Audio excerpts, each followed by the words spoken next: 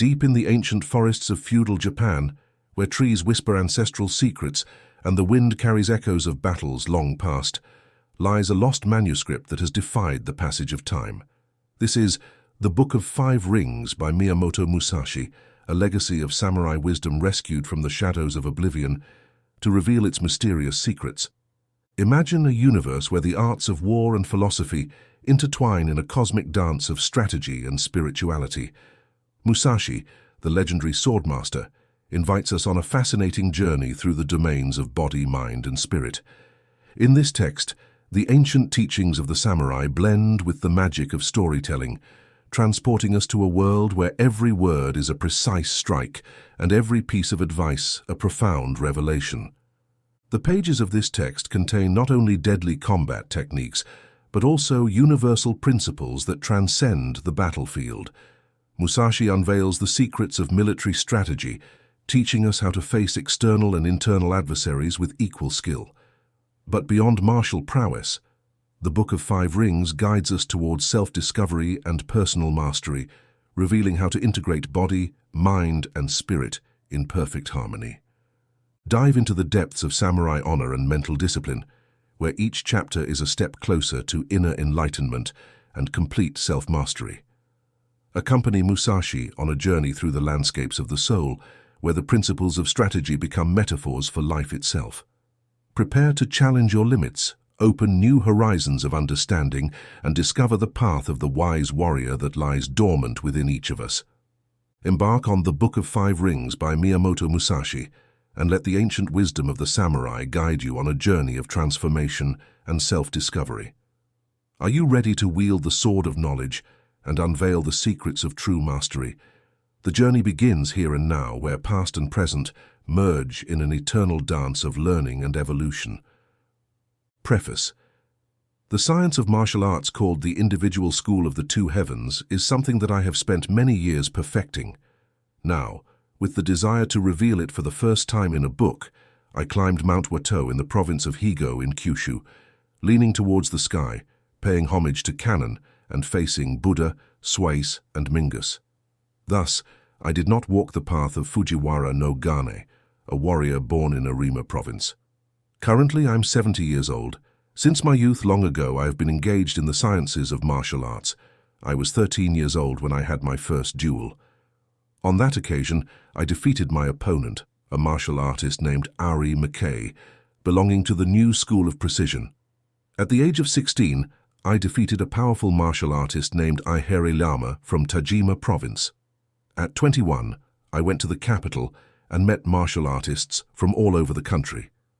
I participated in numerous duels and never stopped winning. Later, I traveled from province to province, encountering many martial artists from different schools. Despite more than 70 duels, I have never lost. All this took place between my 13th and 29th years. After surpassing the age of 30 and reflecting on my experiences, I realized that my victory did not come solely from my mastery of martial arts. Perhaps it was because I had an innate aptitude for this science and did not deviate from natural principles. It could also be due to the mistakes of other schools. In any case, I practiced day and night to reach an even deeper principle, and I spontaneously arrived at the science of martial arts. At that time, I was about 30 years old. Since then, I have spent time without having a science to study, relying on the advantage of military science by converting it into the principal science of arts and skills. I have no master now. In writing this book, I did not use the ancient proverbs of Buddhism or Confucianism, nor the ancient stories from military archives or military science books. With the sky and Kannon as mirrors, I take up the brush and begin writing at 4 o'clock in the morning of the 10th day of the 10th month of the year 1643. Scroll of the Earth. Martial arts are the way of life for the warrior. Commanders must practice these arts, and soldiers must also know this way of life. Nowadays, there are no warriors who master with certainty the path of martial arts. First of all, let us explain the idea of a type of life. Buddhism is a way to help people, while Confucianism reforms culture. For the doctor, healing is a way of life. A poet teaches the art of poetry. Others dedicate themselves to divination, archery, or different arts and crafts. People practice the forms they enjoy most, developing individual preferences. Very few appreciate the martial lifestyle. In the first place, the way of the warrior means the knowledge of culture and martial arts. Even if they are clumsy in this area, individual warriors must strengthen their own martial arts so that they are practical in every situation. People generally think that warriors have only one thought: to be ready to die. But this idea is not limited to warriors alone. Monks, women, peasants, and even those beneath them know their duty. They are ashamed if they neglect it and resign themselves to die. In this sense, there is no difference. The martial way of life practiced by warriors is to surpass others in everything, whether by winning an individual duel or winning a battle against several people. It is thought to serve the interests of a superior, to fulfill one's own desires, to become famous, to establish oneself socially. All this is possible through the power of martial arts. However, there will always be people in the world who think that even if one learns martial arts, they will not be useful when the need arises. Concerning this concern, the true science of martial arts consists in practicing them so that they are useful at all times, and teaching them so that they are useful at every stage of our lives. Regarding the science of martial arts in China and Japan, practitioners of this science have been called masters of martial arts. Warriors should not cease learning it. People who currently earn their living as martial artists devote themselves solely to mastering the sword. Priests from the Kashima and Kanto shrines, as well as in the province of Hit, have established such schools, claiming that their teachings were passed down by the gods and traveled to many places to pass them on to people. However, this is a recent phenomenon among the arts and crafts known since antiquity. The art called art of advantage has been included as a craft. Therefore, once we speak of the art of advantage, it cannot be limited to just fencing. Even this cannot be known solely by considering the fact of winning by the art of the sword. Individually, it is impossible to master military science solely in this way. As I analyze in society, people turn arts into commercial products, considering them as merchandise and also manufacturing items as trade goods. By distinguishing between the superficial and the substantial, it seems to me that this attitude is less real than decoration. The field of martial arts is filled with boasting, commercialization, and exploitation by those who teach this science and those who study it. The outcome should be, as someone said, that amateur martial arts are a source of serious injury. There are 4 paths of life: that of the knight, the farmer, the artisan, and the merchant. The first is the path of the farmer. They prepare all kinds of agricultural tools and spend years tending to changes in the 4 seasons. This is the path of the farmer. The second belongs to the way of the merchant. Those who make wine acquire the necessary tools and live off the profits they obtain based on the quality of their products. Regardless of the business, merchants make their living according to their status. This is the path of the merchant. Thirdly, concerning the warrior knight, their path involves making all kinds of weapons and understanding their properties and characteristics. This is indispensable for warriors. Not mastering armament and not understanding the specific advantages of each weapon indicates a lack of practice in a member of a warrior house. The fourth is the path of the artisan. Concerning the carpenter, this involves skillfully constructing all kinds of tools, knowing how to use them deftly, drawing plans with the square and compass, and earning a living through attentive practice of the craft. These are the 4 paths of life of knights, farmers, artisans, and merchants. I will explain the science of martial arts by comparing it to the path of the carpenter. The carpenter is used as a metaphor in reference to the idea of a house. We speak of military artistic houses or arts. We speak of a collapsing house or one that continues. We refer to a tradition, a style, or a house. Therefore, since we use the expression house, I mentioned the path of the master carpenter as a metaphor. The word carpenter is written with characters meaning great skill or master plan. Since the science of martial arts involves possessing great skill and masterful planning, I compare it to carpentry. If you wish to learn the science of martial arts, reflect on this book. Let the master be the needle, the student, the thread, and practice tirelessly. By comparing the science of martial arts to carpentry, just as the master carpenter is the organizer and general superior of carpenters, It is their duty to understand the regulations of the country, discover local rules, and understand the rules of their own carpentry. Establishment. The master carpenter, who knows all the measurements and designs of structures, uses people to build houses. In this sense, he is akin to a master warrior. When choosing wood to build a house, straight knot-free wood of fine appearance is used for front pillars. Wood with some knots but straight and sturdy can be used for back pillars. Wood that is somewhat weak but knot-free and fine in appearance is used for sills, lintels, doors, and partitions. Wood with knots that is twisted but sturdy is used cautiously, considering the strength requirements of different parts of the house. Thus, the construction will endure for a long time. Even knotty, twisted, weak wood can be transformed into scaffolding and later used as firewood. Just as the master carpenter directs workers, knows their varying levels of skill, and assigns them appropriate tasks. He puts the inexperienced on the ground beams, and those less skilled carve fittings.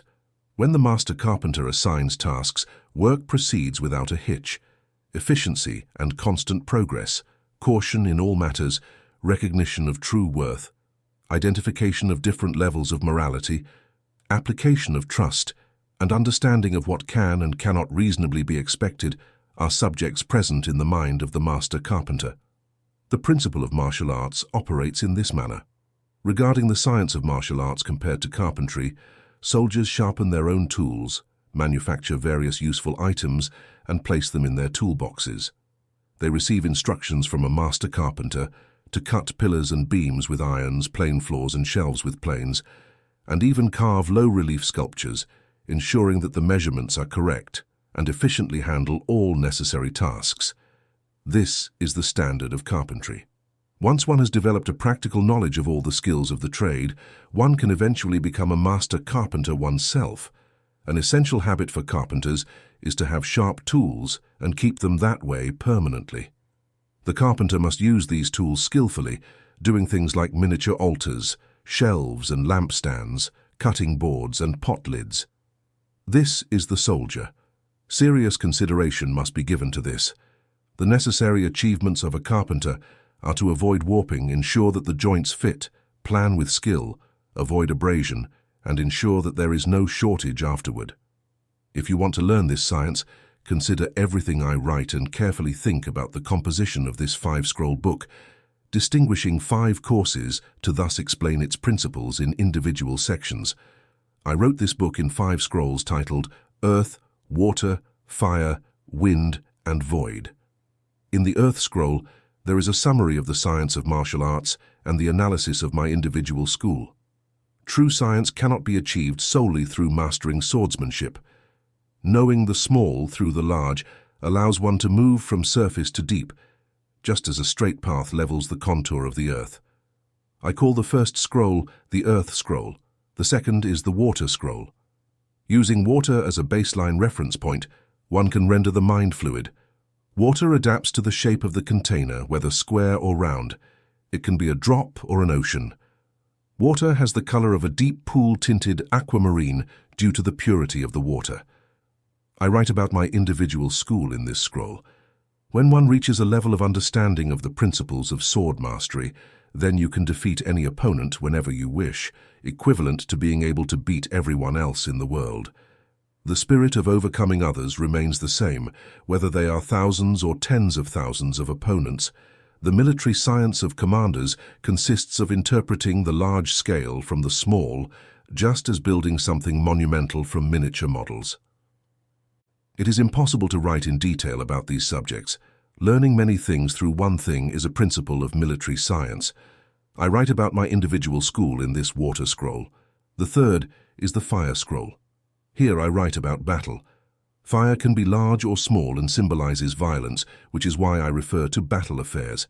The way to conduct a duel is the same as that of a battle between one individual or army and another. It requires thoughtful analysis, with a comprehensive awareness of the entire panorama, as well as precise attention to small details.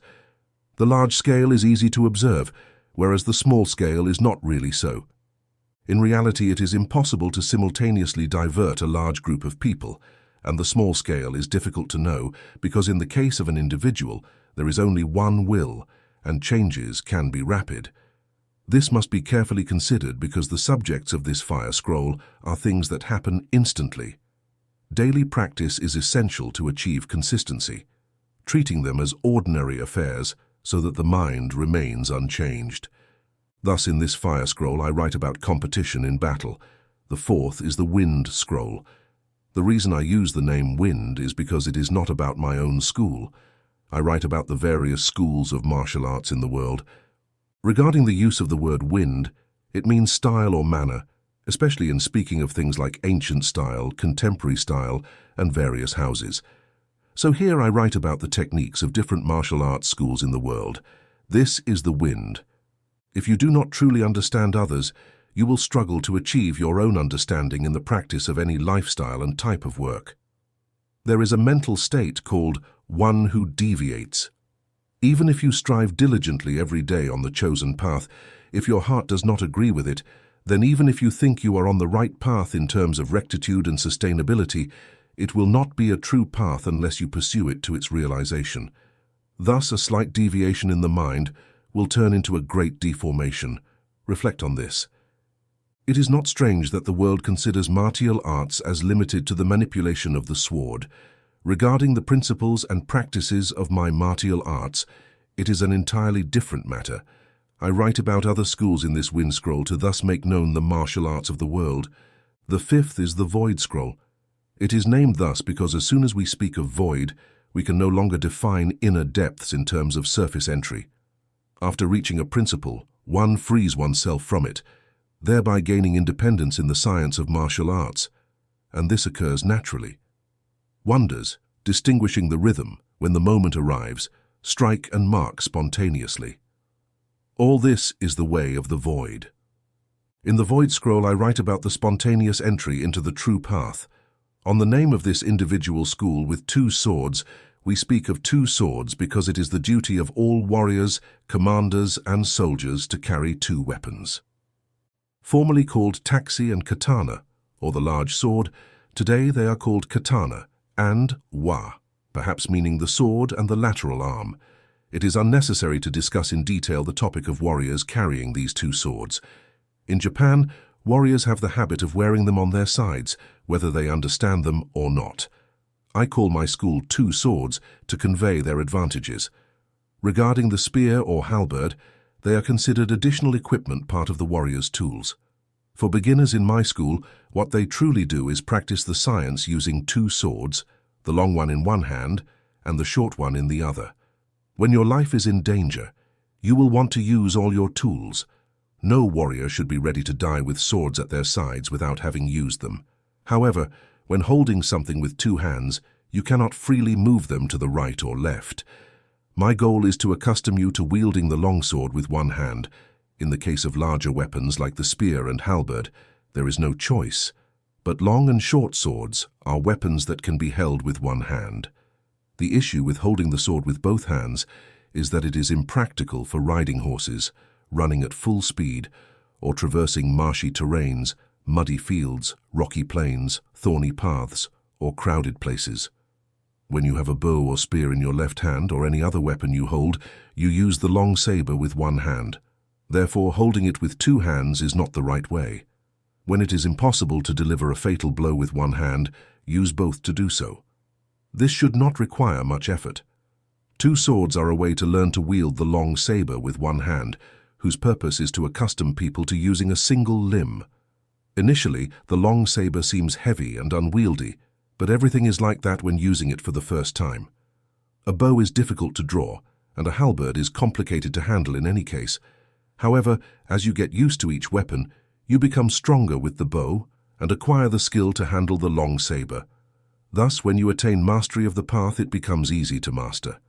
Brandishing the saber or large sword at high speed is not the right way, as will be clarified in the second section belonging to the water scroll. The long saber is wielded in spacious places and the short saber in confined spaces.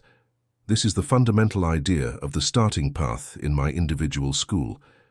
Victory can be achieved with the long and short sabers, which is why the size of the long saber is not fixed. The path of my school is the spirit of achieving victory using every means. It is better to use 2 swords than 1. This extends when facing a large group alone. It is also advantageous in capturing prisoners. It is unnecessary to write extensively on this type of subject.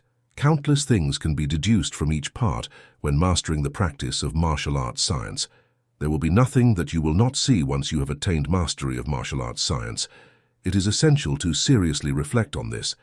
Regarding the knowledge of the principles of martial arts words in this path, one who has learned to use the long saber is generally called in our society a martial artist.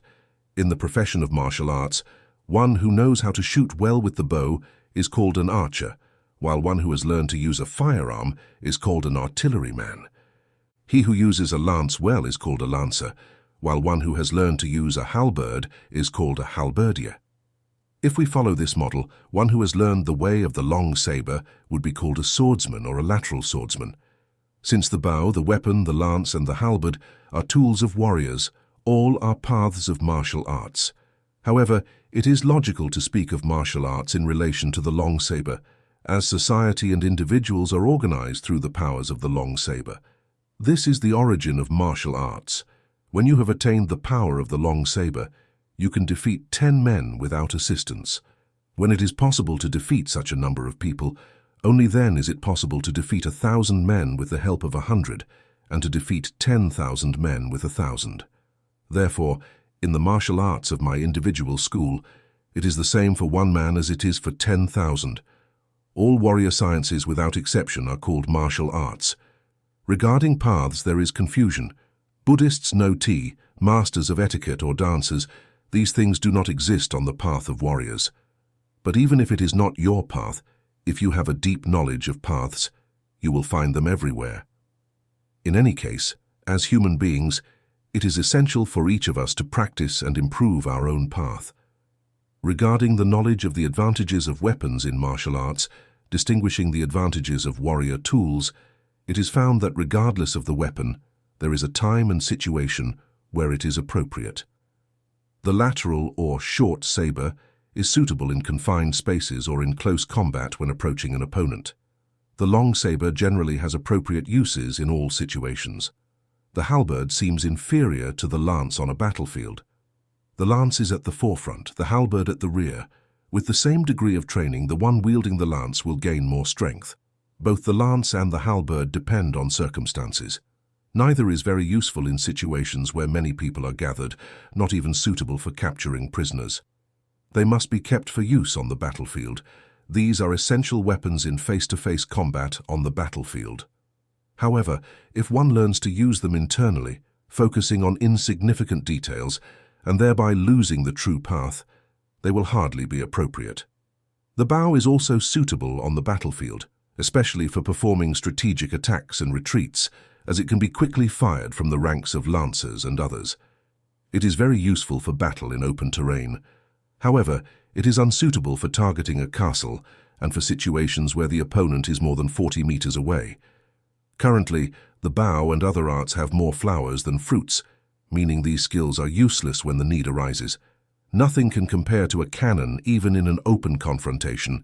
The cannon has many advantages before the battle begins. However, once the ranks are closed, it is no longer appropriate. A virtue of the bow is that it can follow the trajectory of the arrows you shoot, which is beneficial. A shortcoming of the gun is that one cannot see the trajectory of the bullets. This must be taken into account. Regarding horses, it is essential that they have great endurance and are not capricious. Speaking generally of warrior tools, the horse must take large strides. Long and short swords must cut deeply. The lance and halberd must penetrate deeply, and the bow and pistol must be powerful and precise. There should be no particular affection for any one weapon or anything else. Too much or too little, it's all the same. Do not limit anyone. You should have the number of weapons that suits you.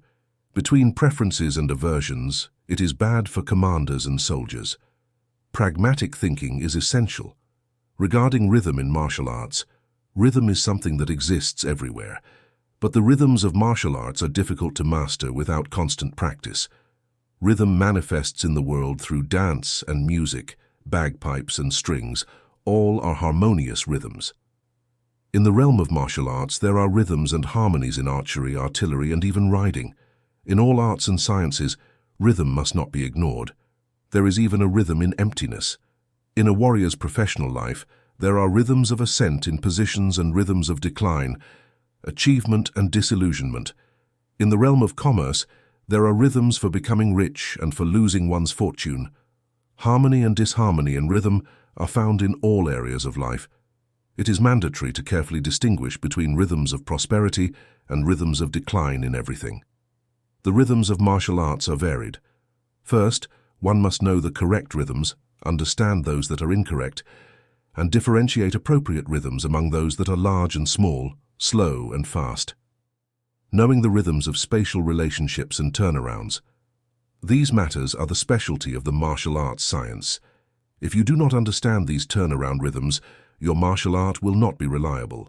The way to win in battle, according to military science, is to know the specific rhythms of opponents and to use those they do not expect, producing informal rhythms and from the rhythm of wisdom.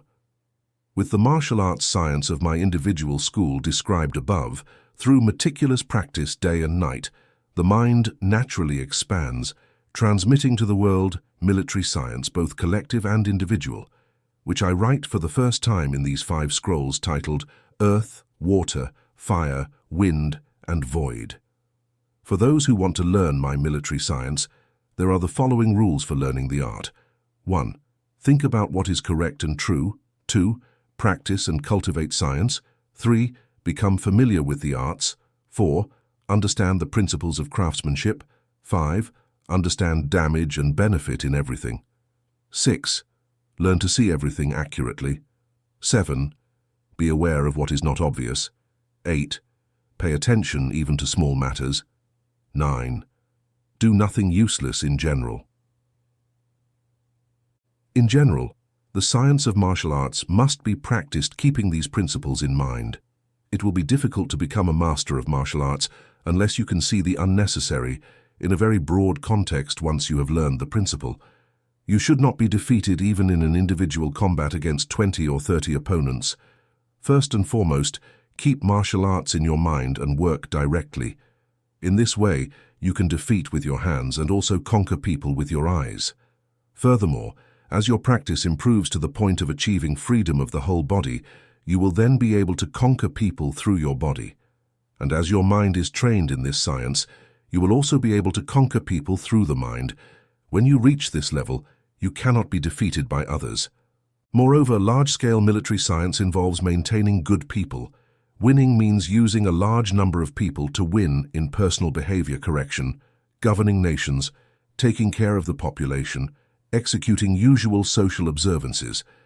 In any field of activity, knowledge of how to avoid losing to others, how to help oneself, and how to enhance one's own honor is integral to military science. The Water Scroll, the core of the individual martial arts school, 2 Skies, is based on water by putting into practice the methods of the advantage art. I called this the Water Scroll, in which I write about the long sword system belonging to this individual school. It is very difficult for me to write about this science exactly as I understand it in my heart. However, even if the words are not available, the principles should be evident. Regarding what is written here, every word must be considered. If you think about it in general terms, you will be mistaken about many things. Regarding the principles of martial arts, even if it is sometimes written about in terms of combat between 2 individuals, it is essential to understand it in reference to a confrontation between 2 armies, appreciating this on a large scale. If you misunderstand the path even slightly and stray from the right path, you will fall into various harmful states. The science of martial arts is not just about reading these writings. Collecting personally what is written here, do not think that you are reading or learning, and do not consider it as imitation. Take the principles as if they were discovered by your own mind, identify with them, and work them carefully. The mindset in martial arts. In the science of martial arts, the mindset must remain the same as normal in ordinary circumstances, as well as in the practice of martial arts. Do not let any change in the mind, whether it is open and direct, tense or relaxed, disrupt your focus so that there is no imbalance. Appreciate this moment of tranquility fully so that relaxation does not cease for a moment. Even when your mind is calm, it does not remain still, and when it seems rushed, it is not truly so. The mind is not trained by the body, and the body is not trained by the mind. Pay attention to the mind, not the body. Let there be neither deficiency nor excess in your mind. Even if you have a weak appearance in your heart, let it be strong inside, and do not let others see your mind. It is essential for those who are physically small to know what it is to be tall, and for those who are physically tall to know what it is to be small. Whether you are physically tall or small, it is crucial that you have no subjective biases in your mind. Keep your inner mind clear and open, placing your intellect on a broader plane. It is important to carefully refine both intellect and spirit. Once you have honed your intellect to the point where you can discern what is true or false in the world, distinguish what is good or bad through experience in various fields, and cannot be deceived at all by worldly people, then your mind will be infused with the knowledge and wisdom of the art of war, and mastering the art of war has a special connection with water. Understanding its principles and learning to keep the mind unflappable even at the most critical moment of battle is essential. Physical attitude in martial arts. Regarding physical appearance, your face should not be tilted downward, upward, or to the side. Your gaze should be firm, with no wrinkles on the forehead.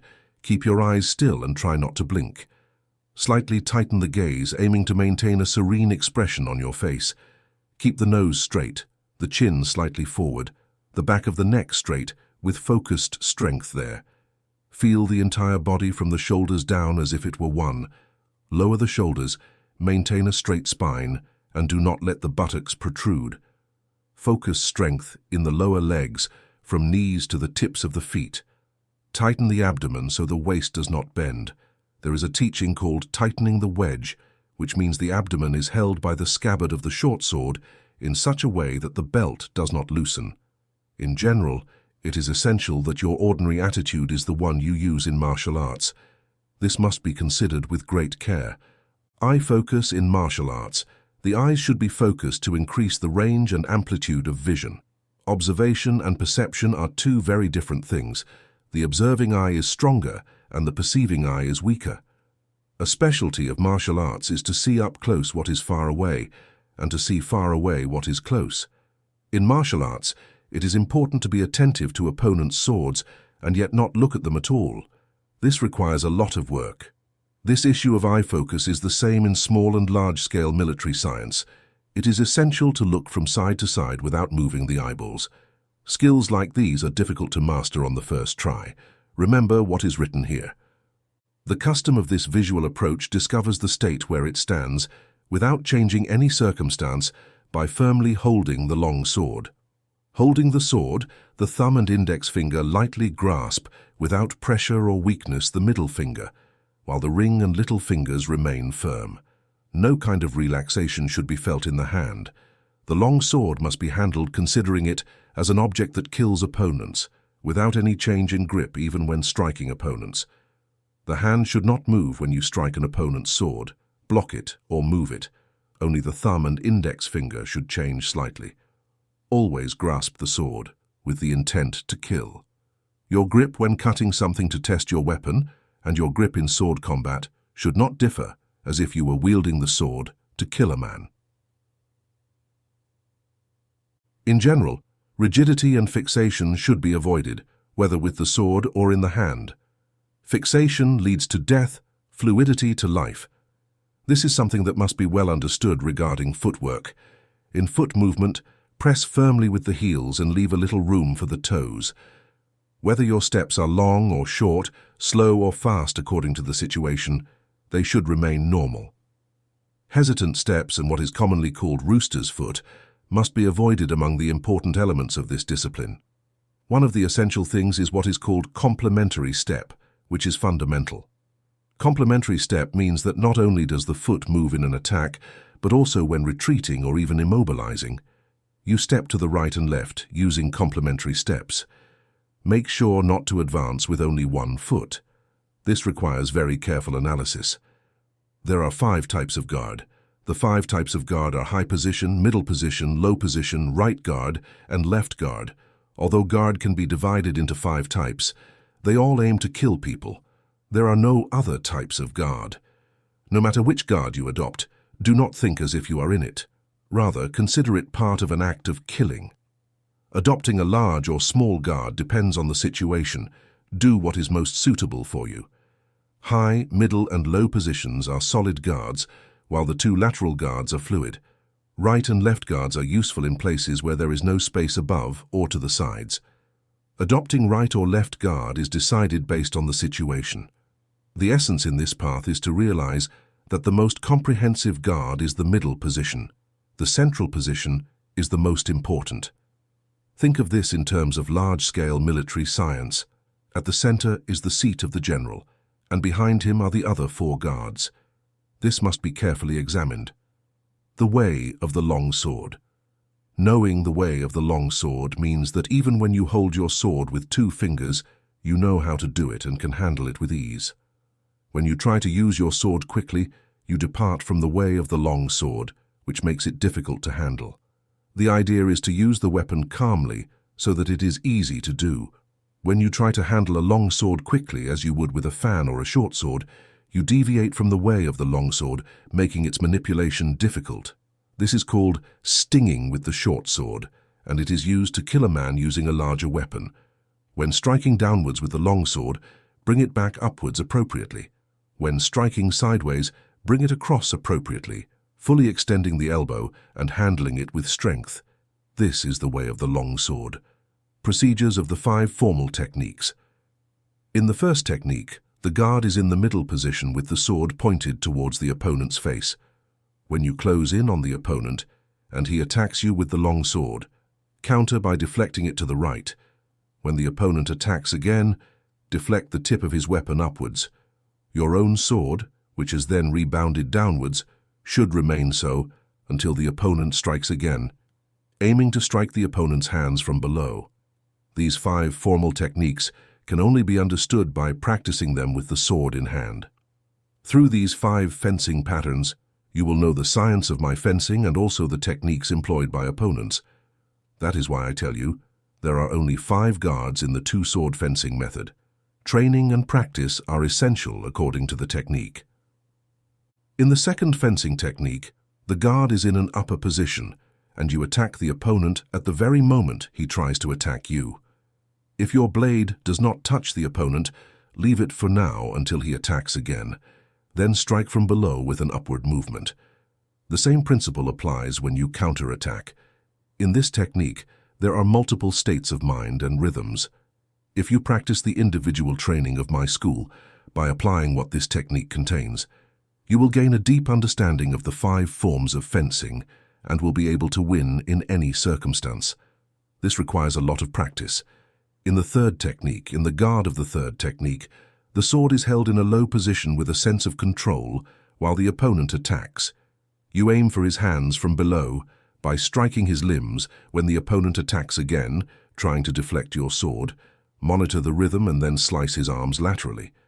The goal is to neutralize the opponent in one go from the lower position just as he attacks.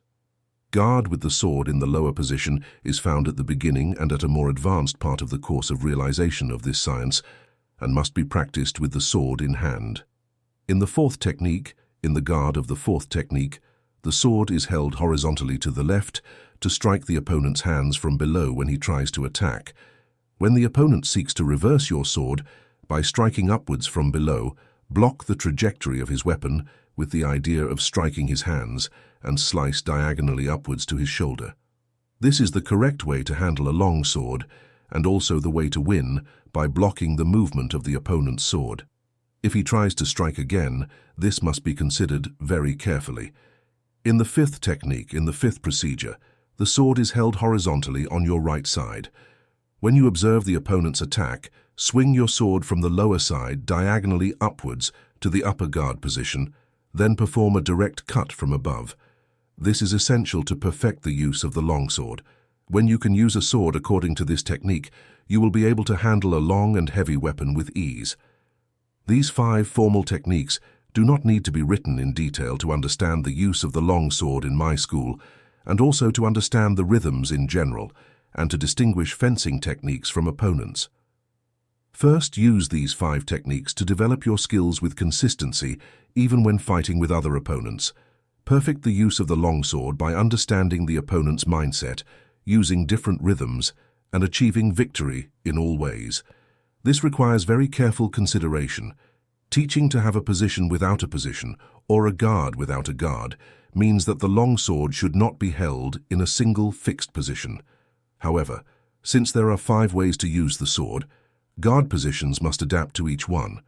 Where you hold the weapon depends on the relationship with the opponent and the situation, and must adapt to the circumstances.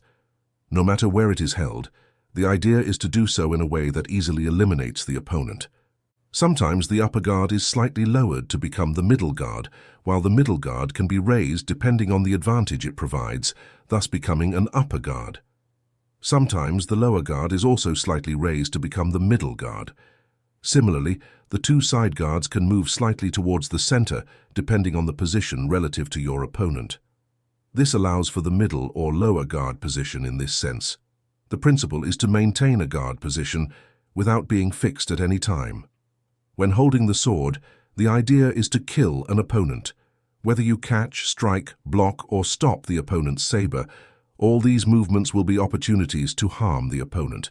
It is necessary to understand this. If you think about catching, striking, blocking, or stopping, you will be unable to kill. It is extremely crucial to consider everything as an opportunity to eliminate the other. This must be taken into account in large-scale military science. Troop deployment is also a matter of positioning. Each case is an opportunity to win in war. Fixation is bad. This must be deeply worked on.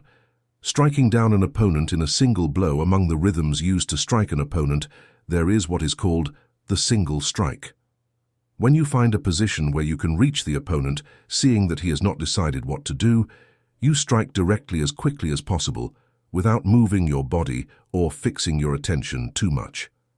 The strike delivered to an opponent, before he has thought to retreat, stop, or strike, is called a single strike. After learning this rhythm well, you must practice the intermediate strike with speed, the rhythm of the second trigger. The rhythm of the second trigger occurs when you are about to strike, and the opponent quickly retreats or stops the attack. Find a strike, then attack the opponent when he relaxes after being tense. This is the second trigger strike. It will be very difficult to master this attack simply by reading this book. It is something that is understood through adequate practical training. Striking without thought and form, when your opponent is about to strike and you are also going to do so. Your body and mind are in attack. Your hands spontaneously emerge from space, striking faster and harder. This is called striking without thought or form, and it is the most powerful strike there is. Therefore, it is something that must be learned and perfected in practice. The flowing water strike is used when facing an opponent who tries to move away, dodge, or quickly stop your sword. Become expansive with your body and mind. Swing your sword from the rear in a completely relaxed manner, as if there is hesitation, then attack with a powerful sweeping blow. Once you have learned this strike, it is very easy to execute. It is fundamental to discern the opponent's position. The stroke of luck occurs when you launch an attack and the opponent tries to stop or interrupt it. Strike the opponent's head, hands, and feet all at once. Striking wherever possible with a single sword attack is called the stroke of luck. When you learn this technique, it will always be useful to you. This is something that requires precise consideration.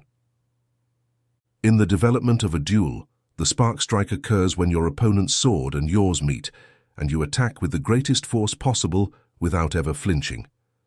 You must strike swiftly, applying force with your legs, torso, and hands. This strike is difficult to use without repeated practice. If you master it, you will have a powerful impact. The idea of the so-called crimson leaf strike is to drop the opponent's sword and seize it. When an opponent wields a sword in front of you with the intention to strike or catch, attack the opponent's sword forcefully. Your intention to strike should be to strike without thought or form, even with a spark. By closely following this technique of striking with the sword tip downward, it may be inevitable that your opponent's sword falls if you execute this strike perfectly. Much practice is needed, focusing on the body rather than the sword. In this sense, the body can also be called the sword substitute body. Generally, when you switch to the offensive, your sword and body do not launch simultaneously. Depending on the opportunities you have to strike the opponent, adopt an offensive posture with your body and let your sword strike independently. Sometimes you can strike with the sword without the body moving, but usually the body leads in the offensive followed by the sword strike. This requires careful observation and practice. To strike and to reach, I speak of two very different things. When I speak of striking and reaching, the sense of striking is that no matter what attack is used, a deliberate and sure blow is delivered. Reaching can mean colliding with someone, even if you strike an opponent with such force that they die instantly. Reaching a blow occurs when, consciously and deliberately, you deliver the blow that seeks to find itself. This requires examination and reflection. Reaching an opponent's hands or legs means first striking to execute a powerful blow afterward. After attacking, reaching means almost probing. If you truly learn to master this, it will be something extraordinary, but it requires a lot of work. The short-armed monkey body, the posture of the short-armed monkey, means not extending the hand. The idea is that when you approach an opponent, you do so quickly before the opponent strikes, without extending the hand at all. When you want to advance, the body inevitably retreats, so the idea is to move the entire body quickly to enter the opponent's defense. It is easy to enter from arm's length. This must be studied carefully. The clinging body, means entering inside and quickly sticking to an opponent. When you enter inside the enemy's defenses, you stick firmly with head, body, and legs. Most people manage to do it quickly with the head and legs, but the body lags behind. Clinging to an opponent means getting so close that there is no space between your bodies. This must be examined very carefully. Comparing heights means that when you approach an opponent in any situation, you extend the legs, waist, and neck so that your body does not retract as you approach firmly. The line is your face with that of the opponent, as if comparing heights and showing to be the taller of the two. The important thing is to increase your height and approach forcefully. This demands a lot of commitment. Adhering when you and your opponent attack and he receives your blow, you must move closer with your sword stuck to his. Adhering means the sword is difficult to move. You must get closer without too much force. You must adhere to the opponent's sword as if glued, no matter how silent your movement is. There is adhering to tilt. Adhering is stronger than tilting. These things must be distinguished. The body strike is when you approach an opponent's side and strike with your body, slightly turning your face to the side and pushing the left shoulder forward to strike the chest. When making the strike, use all possible force with your body. The key is to close in by leaping at the moment of utmost attention. Once you've learned to close in this way, you can push back an opponent several meters, or even strike so hard that they die instantly. This demands thorough training and practice. 3 stops when you attack an opponent to stop their sword strike by pretending to injure their eyes. Redirect their weapon to the right with your sword, thus stopping it. There is also what's known as the dagger stop. By pretending to stab the opponent in the right eye with the intent to slash their throat, you stop the opponent's sword strike with a thrust. Furthermore, when the opponent strikes and you close in with a shorter sword without paying too much attention to stopping the attack, you close in as if you were going to strike the opponent's face with the left hand. These are the 3 stops. By closing the left hand into a fist, you must think as if striking your opponent in the face. This is something that requires constant training and practice. Stabbing the face when you're stuck with an opponent, it's essential that you continue to think about stabbing the face with the tip of your sword during intervals between the opponent's weapon strikes and yours. When intending to stab your opponent in the face, they will attempt to move their face and body away. When you succeed in pushing back your opponent, there are several advantages you can capitalize on to win. You must work on this deeply amidst battle. If the opponent tries to retreat, you have already won, so it is mandatory not to forget the tactic of stabbing the face. This must be practiced as part of martial arts training. Stabbing the heart. Stabbing it in the heart is used when you're fighting in a place where there isn't enough space to stab above or to the sides, so you stab the opponent. To prevent the opponent's sword from touching you, you must turn the blade of your sword directly towards the opponent and pull it back so that the tip does not deviate and plunge it into the enemy's chest. This move is particularly used when you are tired or when your sword does not cut well. It is essential to master this. A cry and a shout are always used during an attack to defeat an opponent, and when they counterattack by rising from below as if you were going to stab the opponent, a counter-strike is given in all cases, with successive and rapid cries and shouts. The key is to stab upward with a cry, then attack with that. This move can be used at any time during battle. The way to cry and shout is to raise the sword tip with the intention to stab, then lower it sharply immediately after lifting. The rhythm must be practiced well and examined closely. The slap stop. When exchanging attacks with an opponent in a duel, you strike the opponent's sword with your own sword as they strike as well. This is called the slap stop. The idea is not to strike forcefully or block in response to the opponent's sword attack. You attack the sword that strikes, and immediately after, you attack the opponent. It is essential to be the first to strike and attack. If the rhythm of your stop strike is good, no matter how powerful you attack your opponent, as long as you intend to strike with the tip of your sword, you will not be defeated.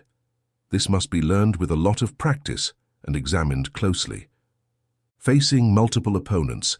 Confronting multiple opponents occurs when an individual duels a group using both long and short swords. You must hold them to the left and right, extending horizontally. The idea is that even if opponents approach you from all sides, you push them towards one place by differentiating the order in which opponents attack. First, face those applying pressure while keeping an eye on the entire square, determining the positions from which opponents launch their attacks, and handling both swords simultaneously without interference. Wait for a mistake. The main idea is to immediately adopt an alert position, holding both swords to the sides, and when an opponent approaches, attack vigorously, dominate them, and swiftly move on to the next approaching attacker with the intention of grouping opponents into a single line. When they appear to disperse, that's when you must attack forcefully, leaving no moment of space. It will be difficult to advance if you only pursue grouped opponents. On the other hand, if you plan to catch them one by one as they appear, you will experience a waiting sensation, making it difficult to advance. The goal is to win by recognizing the opponent's rhythms and knowing where they falter. If a group of practitioners gathers from time to time and learns to encircle, it is possible to face 1, 10, or even 20 opponents with complete peace of mind. For this, it is necessary to practice and carefully examine the situation. Advantage in the duel. Advantage in the duel means understanding how to win using the longsword according to the laws of martial arts. This cannot be described in detail as one must understand how to win through practice. It is the use of the longsword that reveals the true science of martial arts. This is transmitted from person to person. The single strike. This means achieving victory with certainty using the precision of a single blow. This cannot be understood without a good understanding of martial arts. If you practice this, you will master martial arts and it will become a way to win at will. Dedicate yourself to studying it carefully. State of direct penetration. The spirit of direct penetration is something transmitted when receiving the true path of the school of the two swords. The essence is to practice well, to train the body in this military science. This is transmitted orally. Epilogue. All the above is a general account of sword arts in my individual school, recorded in this book.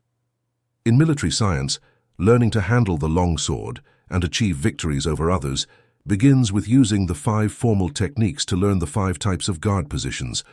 Then one learns to handle the long sword and achieve complete freedom of movement. Sharpen the mind to differentiate the rhythms of the path and take the sword to oneself. When you can handle your body and feet as you wish, you will defeat 1 or 2 people and understand what is good and bad in martial arts by studying and practicing each point in this book and fighting opponents. The principles of science are gradually attained, keeping this in mind without rushing. learning its virtues whenever the opportunity arises, facing each enemy, learning the heart of science, even if it is a 1,000-kilometer journey. If you advance step by step without haste, understanding that it is the duty of warriors to practice this science, it is fundamental to determine that today you will surpass yourself from yesterday. Tomorrow you will defeat those of lesser skill, and later you will leave behind those of greater ability. By practicing with this book, you must be determined not to let your mind wander, no matter how many opponents you face. If you do something that goes against training, it cannot be the true path. When this principle comes to mind, you will have to understand how to defeat even tens of your opponents alone. Once you can do that, you should also be capable of comprehending the principles of large-scale military science and individually through the power of knowledge of the sword art. This is something that requires constant study with my training days and 10,000 days to perfect. The Scroll of Fire. In the military science of the individual school of the two swords, combat is considered like fire. Matters related to victory and defeat in combat are considered a scroll of fire and are thus written. To begin, all people in the world consider the principles of martial arts as small or insignificant things. Some know how to leverage a wrist movement using fingertip ends. Others understand how to win using a fan through a timely forearm movement. On the other hand, using a bamboo sword or something similar, it is possible to learn only the slight advantage of speed by training hands and feet in this manner, focusing on trying to gain a little more speed. As for my military science, I have differentiated between the principles of life and death through many duels where I have endangered my life, learning the sword science, knowing the strength and weakness of opponents' strikes, understanding the uses of the blade and tip of the sword, and practicing methods to eliminate opponents, especially when in a full combat team.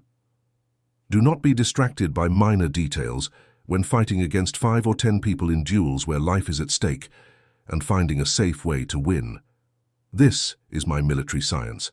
So what is the difference between the logic of one person beating 10 people and that of 1,000 people beating 10,000? This must be taken into account. However, it is possible to gather 1,000 or 10,000 people to practice daily and thus learn this science. Even if you train alone with a sword, evaluate the tactical knowledge of all opponents. Know their strong and weak movements, discover how to defeat each of them through knowledge and the character of military science, and you will become a master of this path. Who in the world can achieve direct access to my military science by training day and night with the determination to complete it? After perfecting it, one finally achieves unique freedom, naturally attains wonders, and gains inconceivable penetration powers. This is how the cosmic law is realized through martial arts. Physical situation. In understanding the physical situation, there is what is known as positioning with the sun at your back. This means placing yourself in a position where the sun is behind you. If the situation does not allow you to maintain this, then you must strive to keep it on your right. This also applies to indoor places, where you must keep the light behind you or to your right. It is wise to ensure there is nothing in the path behind you and that there is sufficient space to your left, adopting a posture that reduces space to your right as well. At night, when you can see your opponents, position yourself with torch fire behind you and lights to your right, as mentioned earlier. Look at the enemy over your shoulder. You should position yourself on the highest ground, even if it is slightly elevated indoors. The seat of honor should be considered the highest ground. In any case, during combat, the idea is to push opponents to your left. It is essential to ensure obstacles are behind your opponent's backs and then pursue them towards one with any method you can use. When directing opponents towards an obstacle to prevent them from understanding the situation, lead your attack relentlessly so they cannot look around them. This also applies in indoor places, when you chase them against thresholds, doors, partitions, porches, pillars, and other similar obstacles. Anyway, the direction in which you pursue opponents must always be towards places where the terrain is bad or where there are obstacles on both sides. Use all the qualities of the environment that you can and focus on benefiting from them. This requires careful and thorough thought and practice. 3. Anticipations. There are 3 types of anticipation. One is advancing by attacking an opponent with your own initiative. This is called anticipating from a state of suspension. Another is when you take the initiative on an opponent attacking you. This is called anticipating from a state of waiting. The third is when you and an opponent attack simultaneously. This is called anticipation in a state of mutual confrontation. These are the three pathways of anticipation at the outset of any battle. They exist solely as options, these three initiatives, because it is about quickly achieving victory through anticipation. This is the main concern in martial arts. There are many details involved in anticipation, but they cannot be fully written as it is about prioritizing the scheme of the precise moment, perceiving the opponent's intention, and using all your martial arts knowledge to win. Firstly, we have anticipation from a state of suspension. When you want to attack, remain calm and composed, then anticipate your opponent by striking suddenly and swiftly. You can anticipate by being powerful and fast outwardly, but reserved inwardly. You can anticipate by maximizing your spirit, slightly accelerating your pace, and attacking forcefully as you approach the opponent. You can also win by freeing your mind, deciding you will defeat your opponent from start to finish, achieving victory without exhausting force. All these examples are anticipations from a state of suspension. The second is anticipation from a state of waiting. When an opponent approaches you, you do not react instantly but appear weak. Then, as the enemy approaches, you withdraw with a powerful leap as if flying. Then, when you see the opponent relax, you attack firmly. This is a way of anticipating. Similarly, when the opponent attacks and you confront the attack aggressively, the moment you perceive an opportunity in their attack rhythm, you can achieve victory at that precise moment. This is the principle of anticipation from a state of waiting. The third is anticipation in a state of mutual confrontation. Seizing the pillow. Seizing the pillow means not letting someone rise in martial arts. During a duel, allowing oneself to be manipulated by others is disadvantageous. It's better to maneuver opponents freely by any means possible. Therefore, opponents will think this way, and you will also have this intention. But success in this is impossible without understanding what others are doing.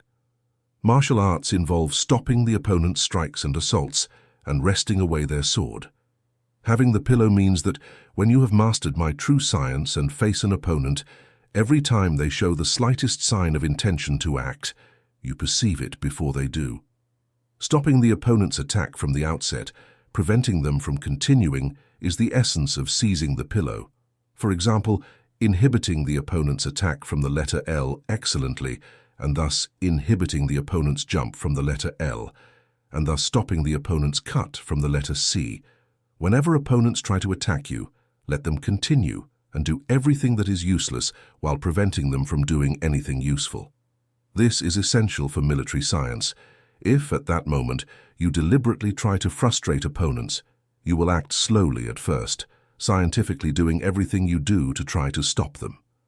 Manipulating opponents in this way means mastering the art of war, which comes from practice. The act of seizing the pillow requires further study. Crossing the sea. When you cross the sea, there are places called straits. Similarly, there are places crossing the sea that are 20 to 30 kilometers wide called fords.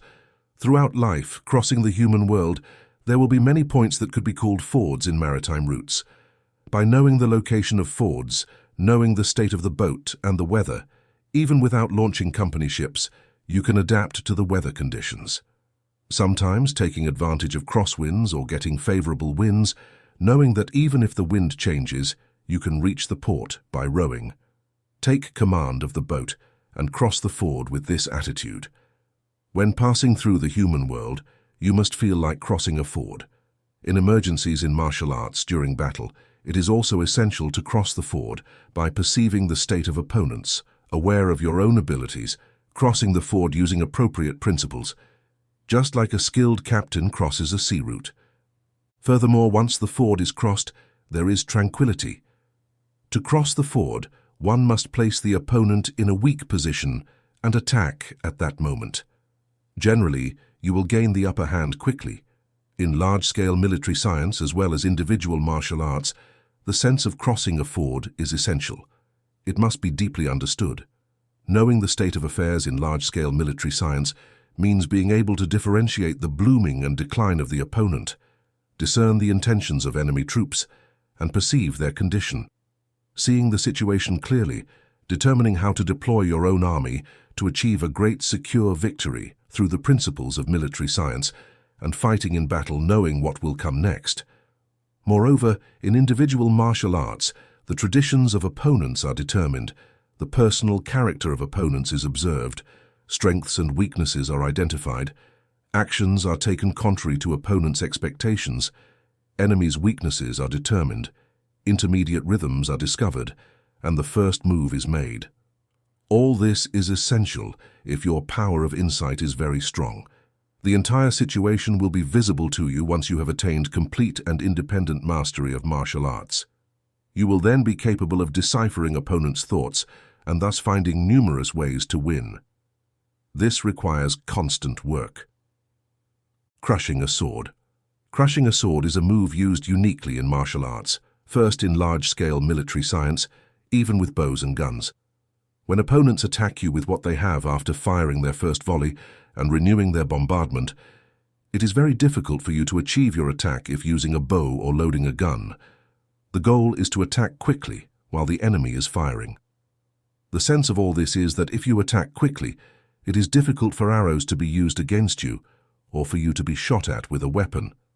The idea is that no matter the opponent's attack, you must realize their rhythm and achieve victory by eliminating everything the opponent does. Similarly, in the context of individual martial arts, if you strike at the beginning of an opponent's sword movements, the duel will turn into a disorderly group of blows, clashing over and over again, thus achieving nothing. When an opponent charges with their sword, you dominate their attack by crushing the sword downward with your foot, ensuring they cannot deliver a second blow. Crushing is not achieved solely with the feet. It also involves learning to crush with the body, with the mind, and of course with the sword, in a way that prevents the opponent from making a second move. This means anticipating everything, not randomly striking at an opponent with the idea of ending the encounter once and for all, but rather an instantaneous and unwavering follow-up that must be studied very thoroughly. Disintegration. Disintegration is something that happens to everything, whether it's a house, a person, or an opponent. They collapse when they lose the rhythm of time. In large-scale military science, it is also essential to find the rhythm of opponents when they separate and pursue them to not let openings escape. If there is a loss of vulnerable moment rhythm, there is a likelihood of counterattack. Similarly, in individual martial arts, it happens that an opponent gets out of rhythm during combat and starts to falter. If you let this opportunity pass, the opponent will recover and defeat you. It is important to firmly follow any loss of concentration from the opponent to prevent their recovery. Pursuit requires decisiveness and power. It is about attacking vigorously so that the opponent cannot recover. This attack must be carefully analyzed. Failing to do so can leave a sense of irresponsibility. This is something that requires work and becoming the opponent. And becoming the opponent means putting yourself in the competitor's place and thinking from their point of view, much like I analyze the world. If a thief takes refuge in a house, they are considered a powerful opponent. Yet from their point of view, everyone is against them. They find themselves locked in a defensive situation. One who hides is a coward. One who engages in combat is a predator. These ideas require careful consideration. Also, in large-scale military science, opponents are considered powerful, which is why they are approached cautiously. When you have a good army, understand the principles of martial arts well, and sense how to defeat the opponent, there is no need to worry. You must put yourself in the opponent's place. In individual martial arts, when facing a master of the discipline, someone who understands martial arts and excels, one may think they will lose. Think carefully about it. Letting go is when you and an opponent are at a stalemate and not advancing in the fight. This means that when you think you are at a deadlock, you stop immediately and seize victory by taking a different approach. Similarly, if there is a total blockage in large-scale military science and no progress is being made, there will be losses. It is essential to stop immediately and achieve victory using an unexpected tactic against the enemy. Also in individual martial arts, if you feel you are at an impasse, it is essential to change your approach, assess the opponent's condition, and determine how to win with a different tactic. Moving shadows is something you do when you cannot understand what an opponent is thinking. In large-scale military science, when you cannot recognize the enemy's state, you seek to execute a powerful attack to see how they respond. Once the opponent's methods are analyzed, it becomes easy to win by using different tactics specially tailored to each situation. En outre, dans les arts martiaux individuels, lorsqu'un adversaire cache son intention derrière lui ou sur le côté de son épée et s'apprête soudainement à frapper, il expose toute son intention à travers son arme. Une fois que cela est clairement montré, tu dois immédiatement reconnaître l'avantage et savoir comment gagner avec certitude. Si tu n'es pas attentif, tu perdras le rythme. Cela doit être examiné en profondeur. Les ombres qui attirent, c'est quand les intentions agressives des adversaires sont perceptibles. Dans la science militaire à grande échelle, cela signifie arrêter l'action de l'ennemi au moment où il est sur le point d'agir. Si tu montres avec fermeté aux adversaires comment tu contrôles l'avantage, ils changeront d'avis, découragés par cette force. Tu changes aussi d'attitude. Tu as un esprit ouvert, à partir duquel tu prends l'initiative et remportes la victoire. Dans les arts martiaux individuels, un rythme avantageux est utilisé pour obtenir la détermination puissante de l'adversaire, permettant ainsi d'obtenir l'avantage au moment de la pause et de prendre l'initiative. Cela doit être travaillé en permanence. L'infection existe partout. La somnolence peut être contagieuse, de même que le bâillement. Même un état d'esprit peut être contagieux. Dans la science militaire à grande échelle, lorsque les adversaires sont excités et manifestement pressés d'agir, tu dois te comporter comme si tu étais complètement imperturbable, donnant l'impression d'être détendu et calme. Si tu fais cela, les adversaires seront influencés par cet état d'esprit et perdront leur enthousiasme. Lorsque tu estimes que les adversaires ont capté cet état d'esprit, libère ton propre esprit et agis rapidement et fermement pour obtenir l'avantage gagnant. Dans les arts martiaux individuels, il est essentiel d'être détendu physiquement et mentalement, de remarquer quand l'adversaire se détend et de prendre rapidement l'initiative pour gagner. L'une des façons dont cela se produit est à travers le sentiment d'être soumis à une forte pression. Une autre se produit à travers un sentiment de tension irrationnelle. Une troisième est générée par un sentiment de surprise face à l'inattendu. Dans la science militaire à grande échelle, il est essentiel de créer des troubles, d'attaquer avec détermination là où les ennemis ne s'y attendent pas. Par conséquent, alors que leurs esprits sont troublés, utilisez tout cela comme un avantage pour prendre l'initiative et gagner. De même, dans les arts martiaux individuels, au début, tu peux sembler détendu et soudainement attaquer avec force lorsque l'esprit de l'adversaire change d'intention. Il est essentiel que tu suives ce qu'il fait sans lui laisser un moment de répit, reconnaissant l'avantage du moment et comprenant comment gagner. Cela doit être étudié avec soin. Il y a toujours une menace, ce qui signifie avoir peur de l'inattendu, même dans la science militaire à grande échelle. Menacer un adversaire n'est pas toujours quelque chose qui se fait ouvertement. On peut menacer par le son en faisant paraître le petit comme grand ou en effectuant un mouvement inattendu de côté. Ce sont des situations qui provoquent par la peur. Si tu sais saisir le moment de peur, tu peux l'utiliser pour remporter la victoire. Dans les arts martiaux individuels, on peut également menacer avec le corps, l'épée et la voix. L'important est de faire un mouvement soudain totalement inattendu par l'adversaire pour tirer avantage et remporter la victoire à ce moment précis. Cela doit être travaillé en profondeur. Pressing against the wall means that when grappling at close quarters and each person exerts great force against the other, if things are not going well, then you press yourself against your opponent. The key is to seize opportunities to win even when grappling at very close range, whether on a large or small military scale. When you and your opponents have started to face off and it's not clear who will win, that's when you press against them to avoid separation. In this process, you will find the advantage and how to win to achieve victory. This is called the quintessence and must be studied in depth. Facing the corners means when something solid barely withstands pressure. In large-scale military science, observe the opposing army where it has advanced and attack the corner of that force. Thus, You should gain the advantage when the corner collapses. Everyone feels a collapse. Even when they collapse, it is crucial to realize when each corner is ready to give way and when to surpass it. In individual martial arts, when applying pain to a body part, with every aggressive movement of the opponent, they will gradually weaken until they are ready to collapse and easily defeated. It is essential to study this carefully, to recognize where you can win and make the opponent nervous. Agitating opponents means acting in a way that prevents them from having a firm resolve. In large-scale military science, this means assessing the opponent's spirits on the battlefield and using the power of your knowledge of the art of war to manipulate their attention, causing them to have confused thoughts about what you're going to do. It also means finding a rhythm that surprises opponents by precisely discovering where you can win. In individual martial arts, various maneuvers are also attempted depending on the moment's opportunity, making the opponent believe you will perform one action and then another, and then a different one to come, until the opponent starts to get nervous. And thus you win using your will. This is the essence of battle and must be studied with great care. The three cries: initial, intermediate, and final. The key is to shout according to the situation, like a piercing cry in emergencies, such as fires and storms. The voice shows strength and power. In large-scale military science, at the beginning of the battle, the cry should be as loud as possible. In the course of confrontation, it should be low and resonate from the depths.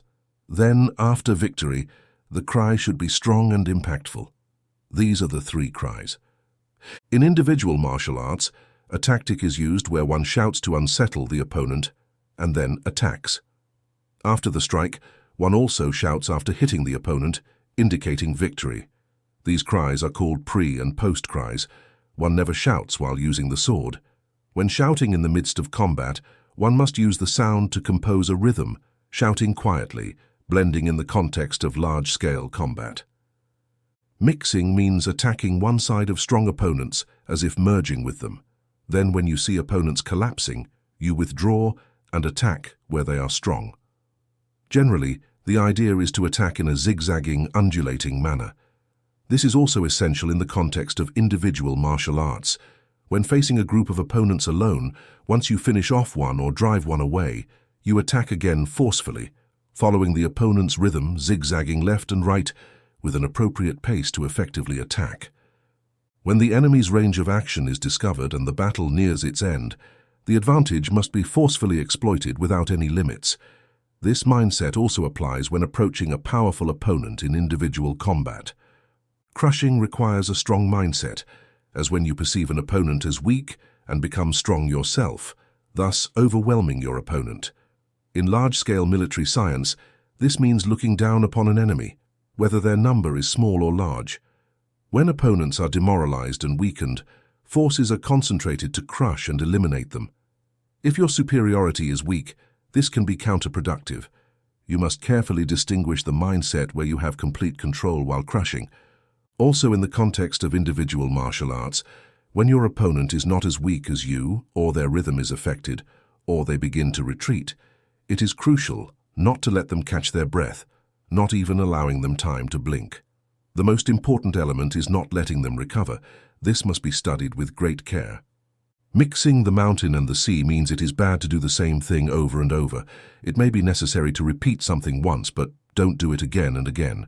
When trying something with an opponent, if it doesn't work the first time, there's no benefit in doing it again. Radically change tactics. Do something very different. If that still doesn't work, try something else. Thus, the science of martial arts involves the presence of mind to act like the sea when the enemy is like a mountain, and to act like a mountain when the enemy is like a sea. This requires careful consideration. Striking at the heart. When you fight an opponent and it seems like you are winning by your skill in this science, your opponent may still have ideas. Even though they seem defeated, they continue inwardly to refuse to acknowledge defeat. Striking at the heart works in these cases. It means suddenly changing your attitude to prevent the enemy from dwelling on these ideas. Thus, the main thing is to recognize that opponents feel defeated deep down in their hearts. You can touch people's hearts with weapons, body, or mind. You cannot limit yourself to just one way. When your enemies have completely lost morale, you no longer need to worry about them. Otherwise, you will remain attentive to their actions as long as they have ambitions. They will not collapse easily. Strikes at the heart must be constantly practiced and become second nature when fighting enemies. If you feel confused and cannot move forward, discard your mindset and think with your heart that you start again. As you catch the rhythm, you understand how to win. It's about becoming new each time you feel tension and friction build between you and others. If you change your mind at this precise moment, you can gain from the advantage of a radical difference.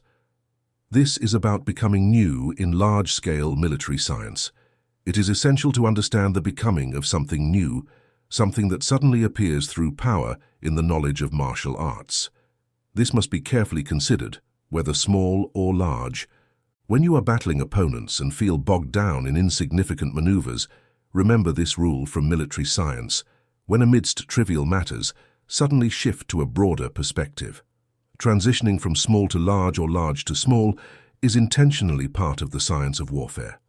Warriors must seek this, even in ordinary human life consciousness. This mindset is fundamental to military science, whether on a large or small scale. It is crucial to take this concern into account.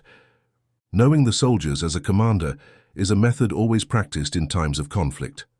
After achieving the mastery one aspires to, after attaining power in the knowledge of the arts of war, you regard your opponents as your own soldiers, understanding that you can make of them what you will, intending to manipulate them freely. You are the commander, and the opponents are the troops. This requires much work and letting go. Letting go has several meanings. One of them is winning without the sword, and also not achieving victory with the sword.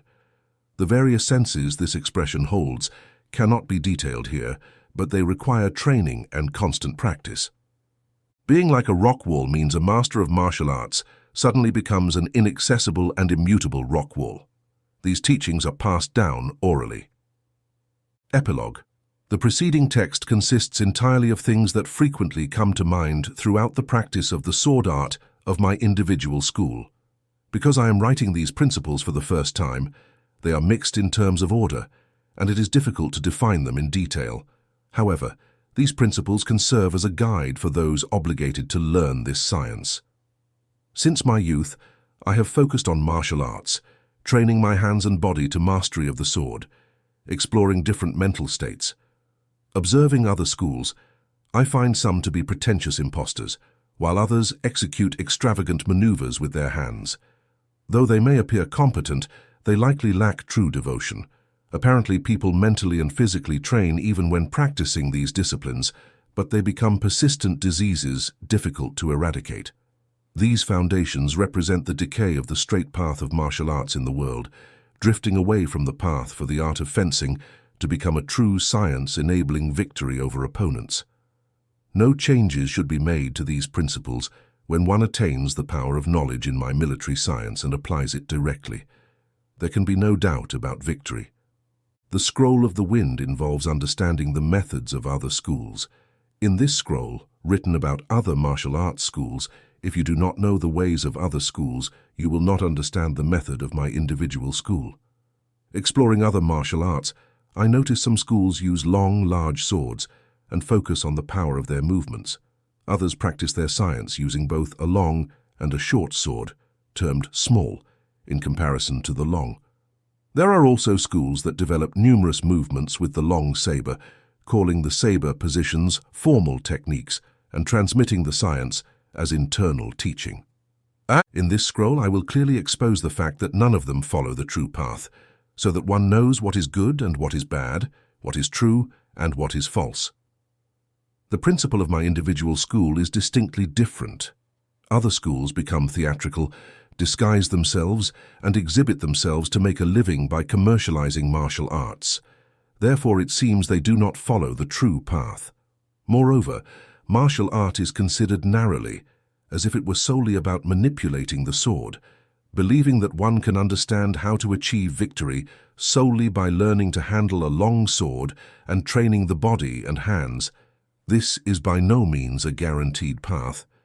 From this book exposing the differences of different schools, the main goal is to carefully examine and deeply understand all this to grasp the advantages of the individual school of the two swords compared to the manipulation of extra long swords.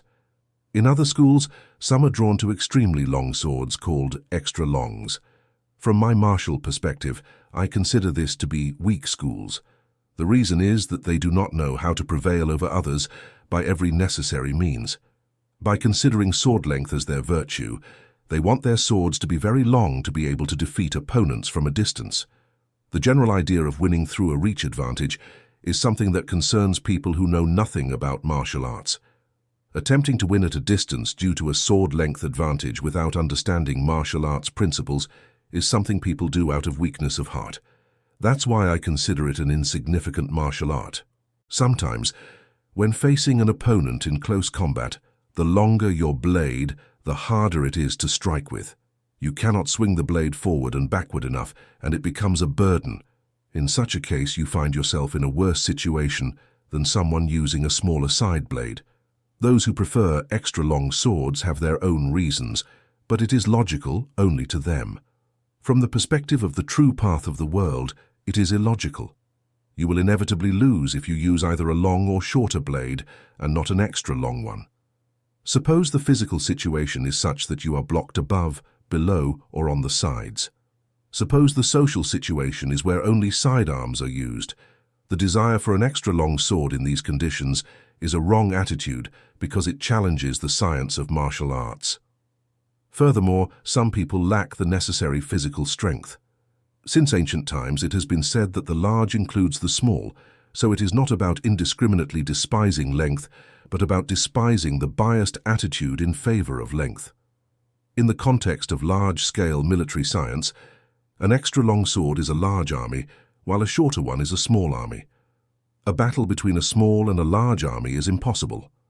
There are many examples where a small contingent wins victory against a large one. Therefore, in my individual school, there is a rejection of a narrow and deviant attitude. This requires careful examination. Powerful sword strikes should not exist in other schools. There should not be strong or weak sword strikes. A sword strike executed with the intent to attack forcefully is powerful and difficult to win only by power. Moreover, if you attempt to kill someone by striking excessively with the will to apply a powerful sword strike, you will not succeed. Even during a practice strike on a dummy or similar object, attempting to deliver a powerful strike is a mistake when facing an enemy in mortal combat. No one thinks about striking weakly or strongly. Here is the English translation. If you think only of killing the other, there is no sense of strength or weakness, only the thought of the enemy's death. If you strike someone else's sword forcefully, using an extra powerful strike, it will result in a bad outcome due to excessive force. Therefore, there is no specifically powerful sword strike. Even in large-scale military science, if you have a powerful army seeking total victory in battle, you will face the fact that your opponent also has strong individuals and wants to fight with similar strength. In this sense, you are both equal when it comes to achieving victory. It is impossible to prevail without using reason. In my school, nothing unreasonable is considered.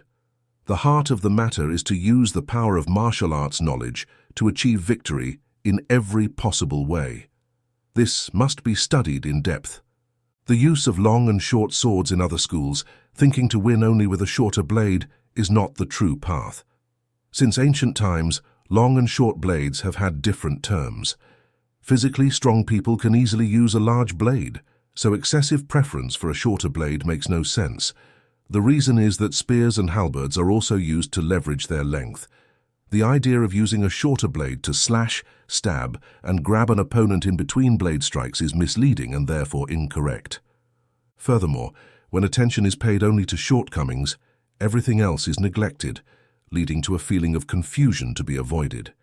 If one tries to use a short weapon to penetrate the enemy's defense and take control, it will be of no use when amidst opponents. Even if you think what you gain with a shorter weapon is the ability to cut through a crowd, move freely, and perform many turns, you will be in a defensive mode and thus in a distracted mental state. This is not a reliable way to act. You could also pursue people powerfully and directly, forcing them out of your way, devising schemes to disorient them, taking the path that leads only to certain victory. This logic also applies to large-scale military science. On equal footing, it is better to take a large army, attack the enemy abruptly, and destroy them in one fell swoop. This attitude is the goal of military science. What ordinary people generally study in practicing martial arts is to stop, turn aside, move away, and pass safely. Therefore, their minds are drawn to this method and end up being maneuvered and manipulated by others, as the path of martial arts is straightforward. The intention to observe and properly surpass others is essential. This must be carefully considered. Many sword strikes in other schools, when an excessive number of sword movements is taught, aim to commercialize the art or impress apprentices with knowledge of many sword movements. In military science, this attitude must be avoided. The reason is that it represents a deception to think there are all kinds of ways to cut people. When it comes to injuring people, there are not different ways in the world, whether one has knowledge or not, even if one is a woman or a child. There are not so many ways to strike and cut. If there are variants, they are simply strikes and slashes to begin with. Because the goal is to kill, there is no reason for there to be a large number of ways to do it. However, depending on the situation and circumstances, in cases where there are surrounding obstacles, such as above or on the sides, there must be 5 positions to use the sword without being trapped. To add something more, actions such as cutting an opponent with a movement of the hands, body, or a distant leap are not the correct way to defeat them. A movement of the hands or body cannot be accomplished. These are useless things.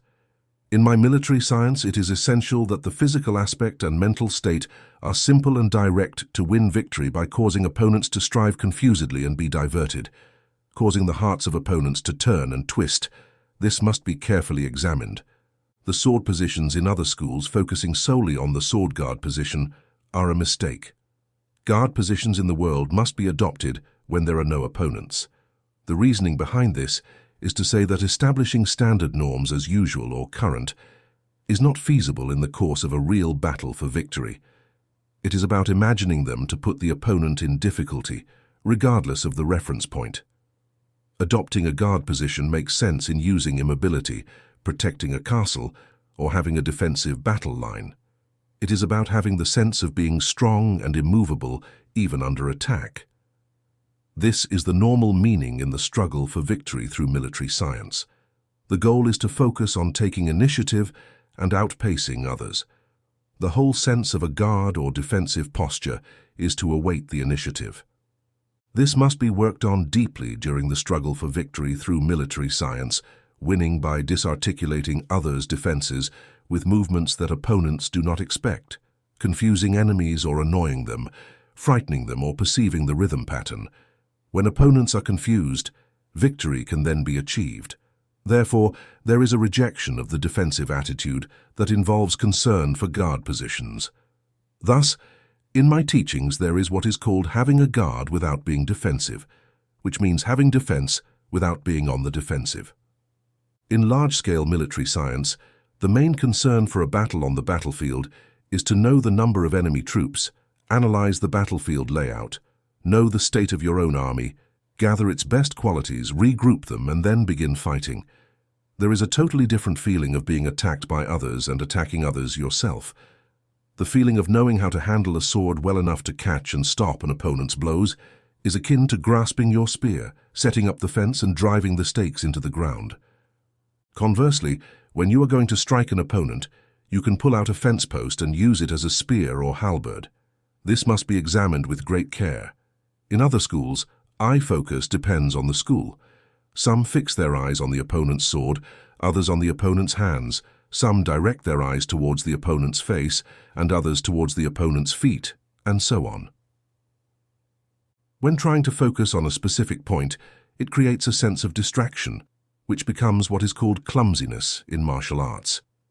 People who play soccer can do it without looking at the ball and steal it with a kick or dribble, as when fully trained in something, it is unnecessary to look intently and deliberately.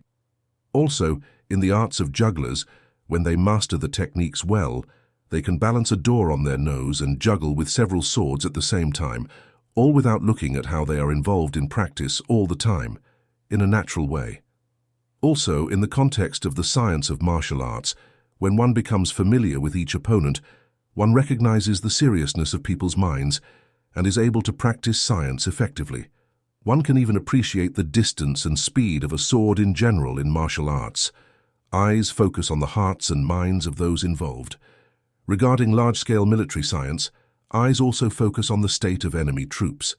Between the two forms of perception, observing and seeing, the observing eye is the strongest, perceiving the heart and mind of the opponent, seeing the state of the situation, focusing widely on the eyes, analyzing the conditions of the battle, recognizing the strength and weakness of the occasion, focusing on the precise exploitation of victory.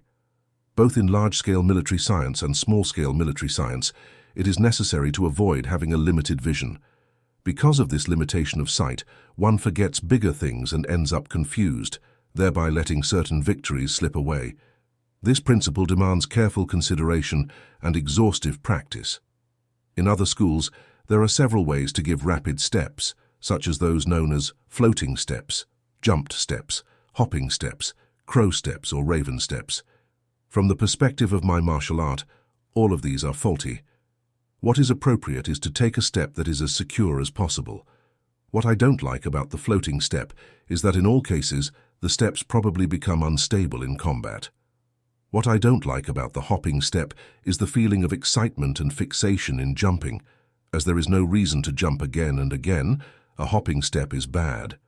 Furthermore, the spring step is ineffective because there is a jumping sensation. The walking step is a passive posture and is particularly objectionable. In addition to these, there are other rapid steps, such as the raven step, as you can find yourself facing your opponents in marshes or swamps, in mountains or rivers, in rocky plains, or on narrow paths. There are situations where it is impossible to jump or take a quick step.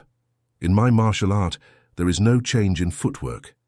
It is as if I am walking normally on a road, following the rhythm of the opponent, finding the appropriate physical position in conditions of calm and urgency. Steps must be orderly, without slackness or excess. Likewise, footwork is fundamental in large-scale military science. The reason for this is that if you attack indiscriminately without knowing your opponent's intentions, you will lose rhythm, and it will be difficult to achieve victory. Also, if you advance quietly without realizing that opponents are demoralized, you will let victory slip away and be unable to resolve the fight quickly. It is essential to realize discouragement and collapse, and then attack opponents by depriving them of any chance to relax. This requires constant training and practice. The use of speed in other martial arts schools, speed does not represent the true path. In relation to speed, whether fast or slow in anything, it comes from a lack of harmony with the rhythm. When designating an art or science, its repentance does not seem so fast. For example, there are professional couriers who cover a route of about 15 kilometers, but they do not maintain the same speed from morning to night. As for those who lack training, although they seem to run all day, they fail to reach the finish line. The art of dance, if a bad singer accompanies the song of an experienced singer, creates a sensation of delay, which turns into haste. Similarly, when the song Pino Viejo is played on the drums, although it has a fast tempo, it is a mistake to interpret it at a higher speed. As the proverb says, the quick stumble and do not arrive on time. Similarly, being too slow and arriving too late is also bad. The performance of an expert seems relaxed, but does not lose rhythm. The performance of trained individuals does not seem rushed. The principle of the path can be known from these examples. Speed is specifically bad in the context of the science of martial arts. The reasons for this are as follows. In this case, depending on the place, let's say for example in a marsh, it is impossible to move and run quickly with a long sword. One cannot kill more quickly with a fan or short sword. If one tries to make a quick cut, it will not work at all. This requires careful observation. Also, in large-scale military science, the feeling of speed and haste is bad. With a pillow-holding attitude, one cannot be slow. Moreover, when people rush, it is essential to act differently, to calm down, and not to be influenced by them. The way to work in this state of mind, requires a lot of training and practice. The esoteric and exoteric in other schools, in the context of martial arts affairs, what must be called esoteric, what must be called esoteric according to the art. There are esoteric transmissions of essential realization that are transmitted in the form of internal oral traditions. But as for the principle of dueling with opponents, it is about fighting exoterically and killing esoterically. My way of teaching martial arts is to teach beginners and have them practice techniques that are easy to master, teaching them the principles they can learn the easiest. As for things that spirits find difficult to reach, I analyze the understanding of each individual and then step by step teach the deepest principles. To address these issues, there is no distinction between the esoteric and the exoteric. The same thing happens in the world when you delve into the depths of the mountains. If you want to go further, you have to get out of there. In every art or science, there is what is appropriate for secrecy or reserve and what can be openly discussed. But when it comes to the principles of war, what must be hidden and what must be revealed, therefore, in transmitting my science, I disregard written promises or articles of penalization. It is necessary to observe the intellectual power of students, teach them a straight path, make them abandon the bad aspects of the 5 or 6 ways of martial arts, so that they naturally enter the true science of warriors, thus freeing their minds from all doubt. That is how I teach martial arts. Meticulous training and practice are required. Epilogue. In the 9 previous articles related to the martial arts of other schools, of which I have written the general outlines in this Scroll of the Wind, although it is necessary to write clearly about each school, from inclination to inner wisdom, I do not worry about writing the names of which specific secret and to which particular school I refer. The reason for this is that the viewpoints of each school and the logic of each path are realized differently depending on the individual's mentality. Thus, even within the same school, there are some slight differences in understanding. Therefore, thinking of posterity, I have not recorded the particular schools to which I refer, having divided the general course of other schools into 9 categories. When we observe from the viewpoint of the just path for the world, from the viewpoint of direct human reason, things like preferences for extra long or extra short swords, for strength or session, concern for roughness and finesse, all represent very deviant paths.